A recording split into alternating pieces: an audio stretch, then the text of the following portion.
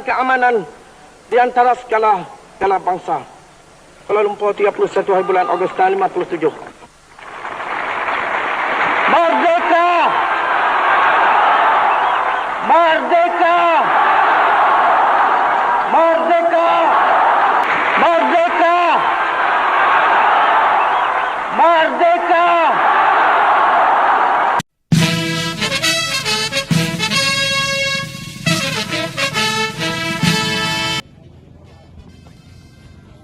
Hai, saya Nur Izzah Syarifah binti Muhammad Anwar. Saya Nur Aini binti Badrun. Saya Nur Akilah Fatah binti Kamal Zaman. Saya Nur Izzati binti Sami. Hai, saya Wan Nur Dalila binti Wan Muhammad Nur. Saya Siti Sarah binti Rosman. Saya Aini Mastura binti Saharudin. Saya Syakira binti Said. Hai, saya Siti Hawa Safia binti Syakir. Saya Aimi Natasha binti Afli. Saya Nur Afifah binti Abdul Halim. Dan menjadi asas kepada pembentukan pelbagai undang-undang lain di Malaysia. Ia menjadi asas kepada keharmonian dan perpaduan masyarakat. Ia juga dianggap sebagai yang seri etika dan peradaban di Malaysia.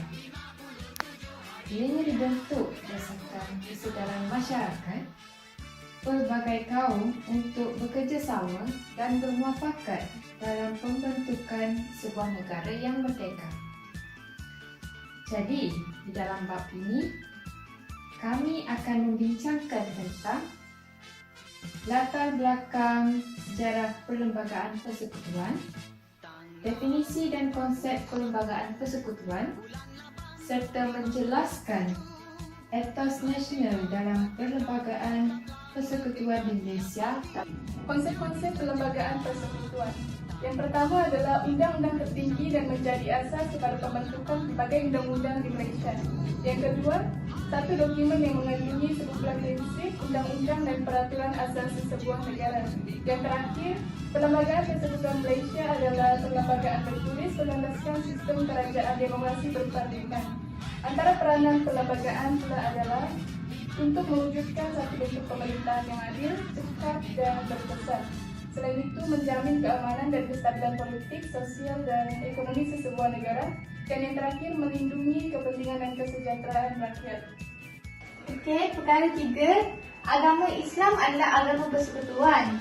Implikasi bagi perkara 3, pihak kerajaan, persekutuan atau negeri mempunyai kebebasan atau keistimewaan untuk menubuhkan, menyelenggara dan membantu penubuhan institusi Islam. Seterusnya, melaksanakan ajaran Islam dan akhir sekali mengeluarkan perbelanjaan yang diperlukan untuk tujuan yang demikian. Dalam nasional perkara 3, walaupun Islam adalah agama persekutuan, kebebasan beragama tetap boleh dijalankan. Seterusnya, Islam telah diterima sebagai agama negeri-negeri Melayu sejak zaman Kesultanan Melayu Melaka hingga zaman penjelajahan Inggeris lagi. Seterusnya, penggunaan undang-undang Islam telah diiktiraf di negeri-negeri Melayu sebelum penjajahan Inggeris. Seterusnya, semasa penjajahan Inggeris, kedudukan agama Islam langsung tak diganggu dan Inggeris menjalankan urusan agama Islam kepada Raja-Raja Melayu. Lepas tu, sesuai dengan takrif Melayu, perkara 190 mendefinisikan Melayu sebagai seorang yang beragama Islam dan bertutur dalam bahasa Melayu dan mengamalkan adat istiadat Melayu. Prinsip kebebasan beragama. Agama lain boleh diamalkan dengan aman dan damai di mana bahagian persekutuan. Setiap orang berhak untuk menganut dan mengamalkannya tertakluk kepada perkara 11.4. Peruntukan perlembagaan berkaitan kebebasan beragama. Perkara 11.4. Undang-undang negeri dan wilayah boleh menyekat atau mengawal perkembangan agama lain kepada penganut Islam. Perkara 12.3. Larangan memaksa penganut menerima ajaran dan upacara sembahyang bukan agamanya.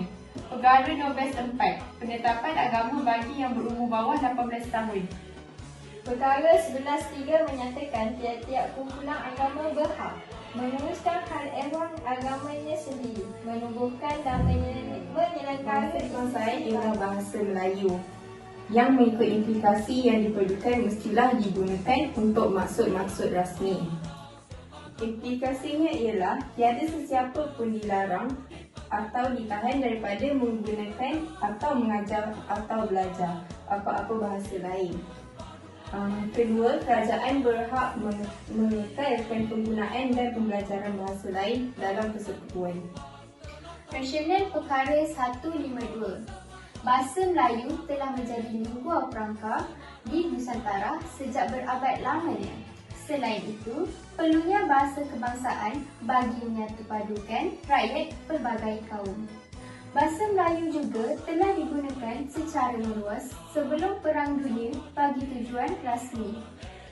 Bahasa Melayu lebih mudah dipelajari dan bersifat lebih kekal dari segi istilah dan sebutan.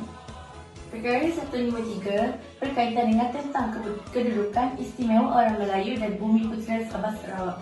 Dalam perkara 153 ini juga mempunyai 4 implikasi, iaitu melindungi keistimewaan, jawatan dalam perkhidmatan awam, merasakan kehilangan hak dan melindungi kaum lain-lain. 153 ada 5 perkara. Pertama ialah kerakyatan. Orang Melayu terima prinsip jus soli dan bukan Melayu perlu menerima hakikat hak keistimewaan orang Melayu. Yang kedua ialah perkhidmatan awam.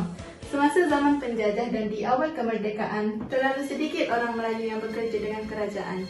Yang ketiga adalah ekonomi. Orang Melayu hanya menjadi pemerhati kepada kepesanan ekonomi di tanah Melayu. Yang keempat adalah pendidikan. Majoriti orang Melayu adalah miskin terutama di kawasan luar bandar. Oleh itu, mereka sukar untuk mendapatkan pendidikan. Yang terakhir adalah perniagaan.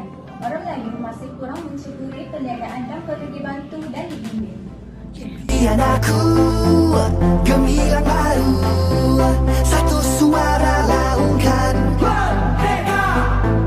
bangkit semua demi negara, selamanya kita merdeka.